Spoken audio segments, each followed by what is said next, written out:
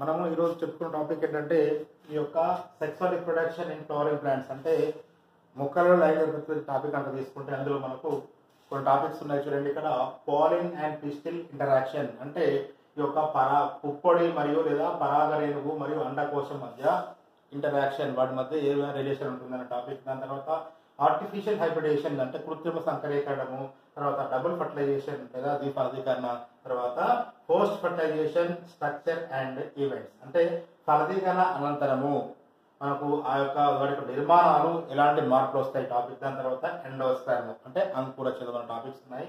మనకి ఈ టాపిక్స్ మనం ఈరోజు నేర్చుకుందాం. ఫస్ట్ నుండి పాలిన్ అండ్ పిస్టిల్ ఇంటరాక్షన్ అంటే పుప్పొడి మరియు అండకోశం మధ్య ఏ విధంగా ఇంటరాక్షన్ ఉంటుందో చూద్దాం. ఇక్కడ చూడండి, మనకు ఈ యొక్క స్టిగ్మా అనుకోండి, ఈ యొక్క స్టిగ్మా పైన అనేక రకాల పాలిన్ గ్రెయిన్స్ చేరాయి. అంటే ఈ యొక్క కీలాగ్రం పైన అనేక విధాల ద్వారా అంటే క్రాస్ మనకి ఏంది ఇక్కడ ఈ యొక్క యానిమల్స్ ద్వారా కానీ ఎయిర్ ద్వారా కానీ లేదా వాటర్ ద్వారా అంటే ఇక్కడ ఈ రకరకాల ఫ్యాక్టర్స్ ద్వారా రకరకాల కారకాల ద్వారా ఈ యొక్క పాలిన్ గ్రెయిన్స్ అనేవి స్టిగ్మాను చేరాయి. స్టిగ్మాను చేరిన తర్వాత ఈ స్టిగ్మా నుండి అనేక రకాల పరాగరేణులు అన్ని అంకురించవు, అన్ని జెర్మేట్ అంటే అన్ని మొలకెత్తలేవు. ఎందుకంటే ఇక్కడ ఇందులో ఇదే మొక్కలను పాలిన్ గ్రెయిన్స్ చేరాయి. అంటే అదే పుష్పంలోని పాలిన్ గ్రెయిన్స్ నుంచి వచ్చినటువంటి అదే మొక్కలోని యాంతర్ నుంచి వచ్చిన పాలిన్ గ్రెయిన్స్ ఉన్నాయి. అంటే అదే ఫ్లవర్ లోని పాలిన్ గ్రెయిన్స్ ఇతర మొక్కల నుంచి పాలిన్ గ్రెయిన్స్ రెండు కూడా ఈ కీలాగ్రంపై పడ్డాయి కదా. ఇక్కడ ఏంటంటే అదే మొక్కలోని పరాగరేణులు కీలాగ్రంపై పడ్డప్పుడు అవి మొలకెత్తలేవు, వేరే మొక్కల నుంచి పరాగరేణులు మాత్రమే మొలకెత్తాయి. ఎందుకంటే ఇక్కడ మనకు ముందే చెప్పుకున్నాము ఏది జన్యు వైవిధ్యము అంటే ఈ యొక్క జీన్ మోడిఫికేషన్ అంటే ప్రతి జీవి కూడా చిరకాలము జీవించాలంటే లేదా ప్రకృతిలో వచ్చే మార్పు తట్టుకుని నిలబడాలంటే అందులో జన్యు వైవిధ్యం ఉండాలి. మరి జన్యు వైవిధ్యం కావాలంటే మాక్సిమం ఏం చేస్తే అవన్నీ కూడా క్రాస్ పాలినేషన్ అంటే క్రాస్ పాలినేషన్ కి ఎక్కువగా ఆసక్తి చూపుతాయి. సెల్ఫ్ పాలినేషన్ అంటే ఏంటిది, అదే మొక్కలను పరాగరేణులు అదే గిలాగరం చేరినాయి కాబట్టి ఇక్కడ కొత్త రకం జన్యు పదార్థం రాలేదు. కాబట్టి ఇక్కడ జన్యు పదార్థ మార్పిడి జరిగితేనే ఎక్కువ రిజల్ట్స్ వస్తాయి, ఎక్కువ వైవిధ్యం వస్తుంది. కాబట్టి ఎక్కువ కాలం బతికే అవకాశం ఉంటుంది లేదా వైవిధ్యాలు వచ్చే అవకాశం ఉంటుంది. కాబట్టి ఇక్కడ ఇది యొక్క అదే పుష్పంలోని పాలిన్ గ్రెయిన్స్ వేరే మొక్కలోని పాలిన్ గ్రెయిన్స్ పడ్డప్పుడు వేరే మొక్క ద్వారా వచ్చిన పాలిన్ గ్రెయిన్స్ మాత్రమే జెర్మినేట్ అయ్యేటట్టు అంకురించేటట్టు ఈ యొక్క అండకోశము నిర్ధారిస్తుంది. అంటే ఈ యొక్క ఫ్లవర్ లోని అండకోశము మరియు కీలాగ్రం మధ్య ఏమవుతుందంటే ఇక్కడ రెండు రకాల పరాగరేణులు ఉన్నాయి. ఒకటి అదే పుష్పంలోని పరాగరేణులు లేదా వేరే పుష్పంలోని పరాగరేణులు రెండు ఉన్నాయి కదా. ఈ రెండిట్లో వేరే ఫ్లవర్ వచ్చిన పాలిన్ గ్రెయిన్స్ మాత్రమే జెర్మినేట్ అయ్యేటట్టు ఈ యొక్క పిస్టిల్ అనేది డిసైడ్ చేస్తుంది. అంటే కొన్ని రకాల స్రావాలు రిలీజ్ చేయడం ద్వారా ఇక్కడ ఏంటంటే ఒక పాలిన్ గ్రెయిన్ అనేది జెర్మినేట్ మొలకెత్తుతుంది. దీన్ని మనం ఏమంటాం అంటే పాలిన్ అండ్ పిస్టిల్ ఇంటరాక్షన్. అంటే వేరే మొక్క యొక్క పరాగరేణులు వచ్చినప్పుడు మాత్రమే ఒక అండకోశం లేదా పిస్టిల్ అనేది రెస్పాన్స్ అవుతుంది, అంటే ఇష్టం చూపిస్తుంది. ఎందుకు, పరాగ సంపర్కం ద్వారా అంటే పరాగ సంపర్కం ద్వారా వచ్చినటువంటి పరాగరేణుల్లో ఇక్కడ కొత్త రకం జన్యు పదార్థం ఉంది కాబట్టి ఆ యొక్క జన్యు పదార్థాన్ని తనలో కలిపేది వీలుగా ఇక్కడ ఏంటంటే అది ఇష్టాన్ని తెలుపుతుంది, తన యొక్క ఇంటరాక్షన్ చెప్తుంది అనమాట. కాబట్టి ఇక్కడ వేరే మొక్క యొక్క పరాగరేణులు వచ్చిన మాత్రమే అది ఆ మొరకెత్తేందుకు ఇష్టపడుతుంది అనమాట. ఇది పాలిన్ పిస్టిల్ ఇంటరాక్షన్ చెప్తున్నాం. దెన్ నెక్స్ట్ ఆర్టిఫిషియల్ హైబ్రిడేషన్ అంటే కృత్రిమ సంకరీకరణము లేదా కృత్రిమ సంకరణం అంటున్నాం. మరి ఇక్కడ కృత్రిమ సంకరణం అంటే ఏంటిది, మనకు ఇదంతా కూడా ప్రాసెస్ అంతా కూడా న్యాచురల్ గా జరుగుతుంది. అంటే కామన్ గా జరిగేటువంటి ఫర్టిలైజేషన్ ప్రాసెస్. మరి ఇక్కడ మనం ఏం చేస్తున్నాం, మనకు నచ్చిన మొక్క యొక్క లక్షణాలను వేరే మొక్కలు ప్రవేశపెట్టి దాని ద్వారా మనము ఆ కొత్త లక్షణాలను మొక్కలను ఉత్పత్తి చేసే పద్ధతికి ఏం చేస్తున్నాము, కొన్ని రకాల పద్ధతులు చేస్తున్నాము. మరి ఏం చేస్తున్నాము, సంకరీకరణ అంటున్నాము, అంటు తొక్కుట అంటున్నాం కదా. ఇక్కడ అంటుకట్టుట ఏంటిది, రెండు శాఖీయ భాగాన్ని కలిపి ఒకే మొక్క ఉత్పత్తి చేస్తున్నాం, అదేంటిది అంటు కట్టడం. అట్లా అంటు కట్టడం లాంటిది ఇదొక పద్ధతి. ఏంది, ఆర్టిఫిషియల్ హైబ్రిడేషన్ అంటున్నాం. అంటే కృత్రిమ సంకరీకరణం ఎలా చేస్తున్నాం చూడండి. ఇక్కడ ఇది 4 మార్క్స్ క్వశ్చన్ అడుగుతుంది, చూడండి జాగ్రత్తగా వినండి. ఒకటేమో ఫస్ట్ ఇక్కడ ఆర్టిఫిషియల్ హైబ్రిడేషన్ లో ఫస్ట్ స్టెప్ ఏంటిది, ఎమస్కులేషన్ అంటున్నాం. ఎమస్కులేషన్ అంటే దాని తెలుగులో ఏమంటాం అంటే విపుంసీకరణ అంటాం. విపుంసీకరణ అంటే మనకు ఒక తల్లి మొక్కను ఒక జనక మొక్కను ఎంచుకున్నాము, ఆ జనక మొక్కలోని ఫ్లవర్ తీసుకున్నాం, పుష్పాన్ని తీసుకుని ఏం చేస్తున్నాము, అది ఆల్రెడీ బైసెక్సువల్ ఫ్లవర్ అంటే ఏంటి, అందులో యాంథర్ ఉంటుంది, తర్వాత ఏంటిది ఇక్కడ ఆండ్రోషియం గైనోషియం రెండు ఉన్నాయి. అంటే అందులో ఆ కేసు రావాలి అంటే పరాగ ఉత్పత్తి అవుతున్నాయి, అండకోశంలో అండాలు ఉన్నాయి. అంటే ఒకే మొక్కలో మేల్ ఆర్గానిజం ఫిమేల్ ఆర్గానిజం రెండు ఉన్నాయి. మనం అలాంటి మొక్కలను చూస్ చేసుకున్నాం కాబట్టి ఏం చేయాలి, అందులో కొన్నింటిని తీసేయాలి, కొన్నిటి మీన్స్ ఇక్కడ యాంథర్స్ రిమూవ్ చేయాలి. ఎందుకు రిమూవ్ చేయాలి, యాంథ్రిల్స్ నాకు రిమూవ్ చేయకపోతే ఏమవుతుంది, యాంథ్రిల్స్ మనకి ఏమొస్తాయి, పాలిన్ గ్రెయిన్స్ వస్తున్నాయి. ఆ పాలిన్స్ ఏమవుతుంది, ఆ యొక్క స్టిగ్మాలో చేరుతాయి. కాబట్టి అంటే అదే ఫ్లవర్ లోని స్టిగ్మాలు చేరుతున్నాయి. కాబట్టి మనం ఏం చేస్తున్నాం, అవాయిడ్ చేయాలి. మనం ఏం చేస్తున్నాం, సెల్ఫ్ ఫర్టిలైజేషన్ లాగా అదే ఫ్లవర్ లోని పాలిన్ గ్రెయిన్స్ అదే ఫ్లవర్ స్టిగ్మాను చేరకుండా మనం రిమూవ్ చేయాలి. ఇప్పుడు మనం ఆ రిమూవ్ చేస్తున్నాం. మనం ఏం చేస్తున్నాము, ఆ ఫ్లవర్ ని తీసుకొని ఆ ఫ్లవర్ లోని యాంథర్స్ ఏం చేస్తున్నాము, కత్తిరించేస్తున్నాము. అంటే ఆ యొక్క ఫ్లవర్ ని తీసుకొని ఆ యొక్క ఫ్లవర్ అంటే ఆ తల్లి మొక్కపై ఉండగానే ఆ ఫ్లవర్ ని తీసుకొని ఆ ఫ్లవర్ ని ఏం చేస్తున్నాం, ఇలా వెడల్పు చేసి అన్నటువంటి యాంథర్స్ ను ఫోర్సెప్స్ సహాయంతో అంటే శ్రావణం సహాయంతో ఆ ఫ్లవర్ ను ఇట్లా ఓపెన్ చేసేసి యాంథర్స్ ను కత్తిరిస్తాము. అలా కత్తిరించే విధానాన్ని ఏమంటాం అంటే ఇక్కడ మనం దాన్ని ఏమంటాం, ఇక్కడ ఎమస్కులేషన్ అంటాం. అంటే విపుంసీకరణ, అంటే పరాకోశాలను కత్తిరించే పద్ధతిని ఏమంటాం, విపుంసీకరణ అంటాం. ఓకేనా. ఇప్పుడు ఆ ఫ్లవర్ లో ఏమున్నాయి, కేవలము అండాశయం మాత్రమే ఉంది. పరాకోశాలు లేదా యాంథర్స్ పరాగరేణులు ఉత్పత్తి భాగాలు మన ఇక్కడ ఏమి లేవని గుర్తుపట్టాలి. నెక్స్ట్ బ్యాగింగ్ అంటున్నాము. బ్యాగింగ్ అంటే ఏంటిది, మనం ఎప్పుడైతే ఈ యొక్క ఫ్లవర్ నుంచి ఆ యొక్క పుష్పం నుంచి మనం ఏం చేస్తున్నాము, యాంథర్స్ రిమూవ్ చేసాం కదా, చేసిన తర్వాత దానిపైన మనం ఏం చేస్తున్నాం, ఒక పాలిథిన్ ఒక పేపర్ ను చుట్టేస్తున్నాం. ఎందుకు చుట్టేస్తున్నాము అంటే మనం చేసే ప్రయోగం ఏంటిది, మనకు నచ్చినట్టు పరాగరేణుల్ని ఈ యొక్క మొక్కలో ప్రవేశపెడుతున్నాం కదా. మరి ఇక్కడ ఏం చేస్తున్నాం, మరి ఇక్కడ చుట్టకపోతే ఏమవుతుంది, గాలి ద్వారా కానీ కీటకాల ద్వారా కానీ మళ్ళీ వేరే మొక్క పరాగరేణులు పని చేరే అవకాశం ఉంటుంది. కాబట్టి దాన్ని మనం క్లోజ్ చేస్తున్నాం. ఇదేంటో ఒక పాలిథిన్ పేపర్ తోటి క్లోజ్ చేస్తున్న దాన్ని మనం బ్యాగింగ్ అంటాం. ఓకేనా. నెక్స్ట్ రీబ్యాగింగ్ అంటే ఏంటిది, ఇక్కడ ఈ యొక్క ఆ బ్యాగింగ్ చేస్తే మనం దాన్ని ఏం చేస్తున్నాం, ఆ యొక్క కవర్ని తీసేసిన తర్వాత మనం ఇందాక ఏం చేస్తున్నాం, నచ్చిన మొక్క యొక్క అంటే మనం ఆల్రెడీ సెలెక్టెడ్ ప్లాంట్ ఉంది కదా, ఆ సెలెక్టెడ్ ప్లాంట్స్ మన బాడీని ఏం చేస్తున్నాం, ఒక టిష్యూ పేపర్ ఒక అద్దుడు కాగితం తోటి వేరే మొక్క యొక్క పరాగరేణుల్ని ఈ యొక్క టిష్యూ పేపర్ కి ఇలా ప్రెస్ చేస్తే దీనికి అంటుకుంటాయి కదా. అంటుకున్న తర్వాత ఆ టిష్యూ పేపర్ తీసుకొచ్చి మనం ఇందాక ఏ ఫ్లవర్ లో అయితే మనం యాంథర్స్ రిమూవ్ చేసామో ఆ యొక్క ఫ్లవర్ లోని స్టిగ్మా పైన ఇలా టచ్ చేయడం ద్వారా ఈ యొక్క పాలిన్స్ ఏమవుతున్నాయి, ఈ యొక్క స్టిగ్మాను చేరుతాయి. చేరిన తర్వాత ఏమవుతుంది, అది ఆ స్టిగ్మా పైన పాలిన్స్ ఏమవుతున్నాయి, ఆ పాలిన్ గ్రెయిన్ ఏమవుతుందంటే మొలకెత్తి ఈ విధంగా ఇక్కడ చూడండి, మనకు ఆ యొక్క స్టిగ్మా అనేది మొలకెత్తి ఇక్కడ పాలిన్ గ్రెయిన్ మొలకెత్తి ఏమవుతుంది, ఎంటర్ ఇంటూ ద ఓవెల్ అంటే అండాశయాన్ని ప్రవేశిస్తుంది. ఎప్పుడైతే మనకు ఈ యొక్క పాలిన్స్ అటాచ్ చేసామో వెంటనే మళ్ళీ దానిపైన ఏం చేస్తున్నాము, ఆ యొక్క పాలిథిన్ మళ్ళీ చుట్టేస్తాం. దాన్ని మనం అంటాం రీబ్యాగింగ్ అంటాం. అంటే రెండోసారి చుట్టేస్తాం. ఫస్ట్ సారి ఏం చేస్తాం, ఫస్ట్ సారి కత్తిరించి చుట్టేస్తాము. రెండోసారి ఏం చేస్తున్నాము, ఈ పాలిన్ గ్రెయిన్స్ ని యాడ్ చేసి దానిపై చేర్చి దాన్ని మళ్ళీ చుట్టేస్తున్నాం. ఈ విధంగా మనకు కృత్రిమంగా అంటే వేరే ఒక్క మొక్కల పరాగరేణువుల్ని మనం ఏం చేస్తున్నాం, అదుడు కాగితం టిష్యూ పేపర్ ద్వారా తీసుకొచ్చి ఆ యొక్క స్టిగ్మా పైన చేరుస్తున్నాం. కాబట్టి మనం దీన్ని ఆర్టిఫిషియల్ హైబ్రిడేషన్ అని పిలుస్తూ ఉంటారు. ఓకేనా. నెక్స్ట్ డబుల్ ఫర్టిలైజేషన్ అంటున్నాం. అంటే ద్విఫలదీకరణ, రెండు సార్లు ఫలదీకరణ చెందేటువంటి విధానం అంటే ఇక్కడ చూడండి, ఫస్ట్ డబుల్ ఫర్టిలైజేషన్ అంటున్నాం కదా. ఇక్కడ చూడండి, మనకి ఎప్పుడైతే ఈ యొక్క స్టిగ్మా పైన పాలిన్ గ్రెయిన్ ఉంది కదా, ఈ పాలిన్ గ్రెయిన్ ఏమవుతుందంటే పాలిన్ గ్రెయిన్ అనేది ఆల్రెడీ చూడండి ఇక్కడ మనకు ఎప్పుడు కూడా గుర్తుపెట్టుకోండి, ఈ యొక్క యాంథర్ నుంచి మన పాలిన్ గ్రెయిన్స్ బయటకు వచ్చాయి కదా. ఆ బయటకు వచ్చే పాలిన్ గ్రెయిన్ ఏ స్టేజ్లో ఉంటుంటే రెండు కేంద్రకాల దశలో బయోన్యూక్లియస్ స్టేజ్ లో ఉంటుంది. ఇక్కడ చూడండి, ఇది కూడా ఒకటేమో జనరేటివ్ సెల్ అంటాము, రెండోది వెజిటేటివ్ సెల్ అంటాం. అనే రెండు కణాల లేదా రెండు కేంద్రకాల దశలో పాలిన్ గ్రెయిన్ అనేది బయటకు వచ్చింది. ఇప్పుడు ఈ పాలిన్ గ్రెయిన్ ఏమవుతుంది, స్టిగ్మా పైన పడింది.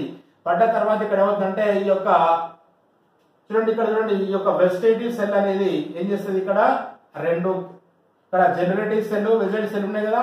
ఇప్పుడు ఇక్కడ చూడండి, ఈ యొక్క జనరేటివ్ సెల్ మనకు అట్లా వెజిటేటివ్ సెల్ ఏంటంటే ఇక్కడ అది ఈ విధంగా పాలిన్ ట్యూబ్ ఏర్పరుస్తుంది. పాలిన్ ట్యూబ్ ఏర్పరిచిన తర్వాత దీనిలో రెండు కేంద్రకాలు ఉంటాయి. ఈ రెండు కేంద్రకాలు ఏంటంటే ఒకటి రెండు గ్యాప్టోఫైట్స్ అంటాం వాటిని. ఇక్కడ జనరేటివ్ సెల్ వెజిటేటివ్ సెల్ ఉంది కదా, ఇక్కడ ఈ యొక్క వెజిటేటివ్ సెల్ ఏం చేస్తుంటే దాని పరాగనాలు ఏర్పరిచి దాని లోపల రెండు కేంద్రకాల భాగాన్ని ఏర్పరుస్తుంది. ఈ రెండు కేంద్రకాలు అంటే గ్యామెటోఫైట్స్ అంటాం. ఈ గ్యామెటోఫైట్స్ పాలిన్ గ్రెయిన్ పాలిన్ ట్యూబ్ ఏమవుతుందంటే ఈ విధంగా ఇట్లా ఇక్కడికి వస్తుంది. ఈ విధంగా ఎంబ్రియోని ఇది ఎంబ్రియో సాక్ లోని ఇక్కడ ఈ యొక్క ఓవెన్ లోని మైక్రోఫైల్ దగ్గరికి వచ్చేస్తుంది. ఓకేనా. ఇప్పుడు ఈ యొక్క పాలిన్ ట్యూబ్ అనేది ఓవెన్ లోకి ఎన్ని రకాలుగా చేరుతుంది అన్నటువంటి గుర్తుపెట్టుకోవాలి. ఇది pollen tube enter into the ovule. పరాగనాళము అనేది ఈ యొక్క అండంలోకి ఎన్ని రకాలుగా చేరుతుందంటే మూడు రకాలుగా చేరుతుంది. ఒకటి చూడండి, పోరోగమి, చలాజోగమి, మీసోగమి. మరి ఇక్కడ చూడండి, పోరోగమి అంటే ఏంటిది, ఈ యొక్క కీలాగ్రంపై పడ్డ పరాగరేణు అనేది ఏమవుతుంది, అండంలోకి ప్రయాణం చేసి అండద్వారము మైక్రోపైల్ ద్వారా ఎంటర్ అయితే, ఈ పాలిన్ ట్యూబ్ అనేది మైక్రోపైల్ ద్వారా ఎంటర్ అయితే దాన్ని మనము పోరోగమి అంటాం, రంధ్ర సంయోగం అంటాం. నెక్స్ట్ చలాజోగమి అంటే కీలాగ్రంపై పడ్డ పరాగరేణు అనేది పరాగనాళం ద్వారా, పరాగనాళం ఏం చేస్తుంది ఇక్కడ చలాజా.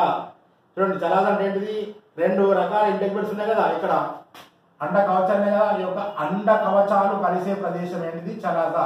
ఈ చలాజా ద్వారా కనుక ఈ యొక్క పాలిన్ ట్యూబ్ ఎంటర్ అయినట్టయితే దాన్ని చలాజోగమి అంటారు. నెక్స్ట్ మూడు ఇక్కడ మీసోగమి. మీసోగమి అంటే ఏంటిది, అండ కవచాలు కదా, అంటే కీలాగ్రపై పరాగరం ఏమవుతుంటే అండాశయంలోకి ప్రవేశించి ఏమవుతుంది, ఇక్కడ ఈ యొక్క అండ కవచాల ద్వారా ఎక్సెల్ కనుక చేరినట్టయితే దాన్ని మనము మీసోగమి అంటాం. Very very important. పోరోగమి అంటే రంధ్ర సంయోగం అంటే ఏంటిది, ఈ యొక్క అండద్వారము ద్వారా పరాగనాలు ప్రవేశిస్తే అది పోరోగమి. చలాజోగమి అంటే ఏంటిది, పరాగనాళం అనేది చలాజా ద్వారా అండంలోకి ప్రవేశించి శ్రీబీజ కణాన్ని చేరితే దాన్ని చలాజోగమి. మీసోగమి అంటే ఏంటిది, ఈ పరాగనాళం అనేది అండ కవచాల ద్వారా, అంటే అండ కవచాలు ఉంటాయి కదా, ఏది అవుటర్ ప్లస్ ఇన్నర్ ఇంటెగ్మెంట్స్ ఉంటాయి కదా, అండ కవచాల ద్వారా కనుక ఈ యొక్క ఎక్సెల్ కనుక చేరితే మీసోగమి అంటారు. ఓకేనా.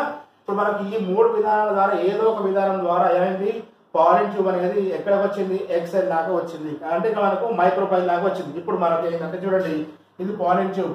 ఈ పాలిన్ ట్యూబ్ లో ఇందాక చెప్పాను ఏముంటాయని చెప్పాను, రెండు గ్యామెటోఫైట్స్ ఉన్నాయి కదా, ఇందులో మొట్టమొదటి గ్యామెటోఫైట్ ఏం చేస్తుందండి, ఎప్పుడైతే మనకి ఒక పాలిన్ ట్యూబ్ అనేది ఇక్కడ ఎంబ్రియోసైడ్ దాకా వచ్చిందో, ఇక్కడ ఏముంటాయమ్మా ఎక్సెల్ లోపు దాని దగ్గర ఫిలిఫామ్ ఉంది కదా, ఫిలిఫామ్ అపార్టస్ ఉంది కదా, ఈ ఫిలిఫామ్ అపార్టస్ ఏంటంటే ఆ యొక్క ఎంబ్రియోసైడ్ ఈ యొక్క పాలిన్ ట్యూబ్ ను గైడ్ చేస్తుంది. అంటే డైవర్ట్ కాకుండా ఈ పాలిన్ ట్యూబ్ అనేది వేరే దిక్కులకు పోకుండా దాన్ని సరైన గైడ్ లైన్స్ చేస్తుంది. పాలిన్ ట్యూబ్ ను గైడ్ చేస్తుంది ఎవరు, ఫిలిఫామ్ అపార్టస్ అనేది ఈ యొక్క పాలిన్ ట్యూబ్ ను గైడ్ చేస్తుంది. ఓకే, గైడ్ చేసిన తర్వాత ఇందులో ఉన్నటువంటి మొట్టమొదటి పరాగ ఇందుగా గ్యామెటోఫైట్ ఉంది కదా, ఈ గ్యామెటోఫైట్ ఏం చేస్తుంది చూడండి, ఇక్కడ వీటిని ఏమంటాం, సినర్జిడ్స్ అంటాం.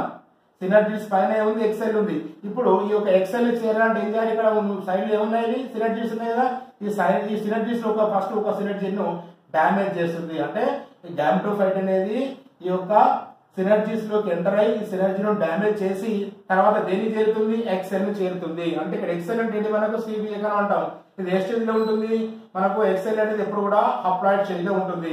మరి గ్యామెటోఫైట్ ఏ స్టేజ్ లో ఉంటుంది, ఇది కూడా అప్లాయిడ్ స్టేజ్ లో ఉంటుంది. అంటే ఒక స్త్రీ బీజ కణము ఒక పురుష బీజ కణము రెండు కలిసిపోవడం వల్ల ఈ యొక్క ఎక్సెల్ ఏమవుతుంది, జైగాట్ గా మారుతుంది. ఇది ఫస్ట్ ఫర్టిలైజేషన్. ఓకేనా. రెండు గ్యామెటోఫైట్స్ లో మొట్టమొదటి గ్యామెటోఫైట్ ఏమవుతుంది, ఎక్సెల్ ను చేరుతుంది. ఇది ఫస్ట్ ఫర్టిలైజేషన్. దెన్ నెక్స్ట్ ఇందులో రెండో గ్యామెటోఫైట్ ఉంటుంది కదా, ఏమవుతుంది, రెండో గ్యామెటోఫైట్ మళ్ళీ ఈ ఫస్ట్ గ్యామెటోఫైట్ ఏ విధంగా ఎంటర్ అయిందో అదే విధంగా ఈ యొక్క రెండో గ్యామెటోఫైట్ కూడా ఇదే చేరుతుంది. ఈ యొక్క ఎంబ్రియోసాక్ ఉంది కదా మనకి, ఇందులో ఏది మనకు ద్వితీయ కేంద్రకం ఉంది కదా, బైపోలార్ న్యూక్లియర్ ఉంది కదా, లేదా సెంట్రల్ సెల్ ఉంది కదా. ఈ సెంట్రల్ సెల్ ఎన్ని సెల్స్ ఉన్నాయి, రెండు సెల్స్ ఉన్నాయి. ఇవి రెండు న్యూక్లియస్ ఉన్నాయి. అంటే ఆల్రెడీ ఇది డిప్లాయ్ అయినటువంటి ఈ యొక్క కణం అనేది రెండో గ్యామెటోఫైట్ తో కలవడం వల్ల ట్రిప్లాయిడ్ అనేటువంటి ఒక స్థితి ఏర్పడింది. అంటే మొట్టమొదటి పురుష బీజ కణం సిబిఏ కణానికి తేలింది, రెండో పురుష బీజ కణం అనేది ఒక ద్వితీయ కేంద్రకము లేదా సెకండరీ న్యూక్లియర్ ఉన్నాం కదా, ఈ దీంతో కలవడం వల్ల మనకు ట్రిప్లాయిడ్ అనేటువంటి యొక్క 3N అనేటువంటి నిర్మాణం ఏర్పడింది. ధర్మం. ఇది ఫస్ట్ ఫర్టిలైజేషన్, ఇది సెకండ్ ఫర్టిలైజేషన్. ఓకేనా. ఫస్ట్ ఫర్టిలైజేషన్ ఏంటిది, gametophyte plus egg cell first fertilisation. Second fertilisation ఏంటిది, సెకండ్ గ్యామెటోఫైట్ తర్వాత న్యూక్లియర్ పోలాయ్ లేదా సెంట్రల్ సెల్ తో కలిసిపోవడం వల్ల ఏర్పడే నిర్మాణమే 3N. దాన్ని ఏమంటారు అంటే ప్రైమరీ ఎండోస్పెర్మ్ న్యూక్లియస్ అంటారు. ఇలాంటి ఈ రెండో సంయోగం అనేటువంటిది మనము ట్రిపుల్ ఫ్యూజన్ అంటాం. అంటే రెండు కేంద్రకాలు ఉన్నటువంటి ఈ కేంద్రకాలతో రెండవ సంయోగ బీజం కలవడాన్ని మనం త్రిసంయోగము లేదా ట్రిపుల్ ఫ్యూజన్ అంటాం. ఇది కేవలం యాంజియోస్పెర్మ్స్ మాత్రమే జరుగుతుందిగా గుర్తుపెట్టుకోవచ్చు. ఇది వెరీ వెరీ ఇంపార్టెంట్.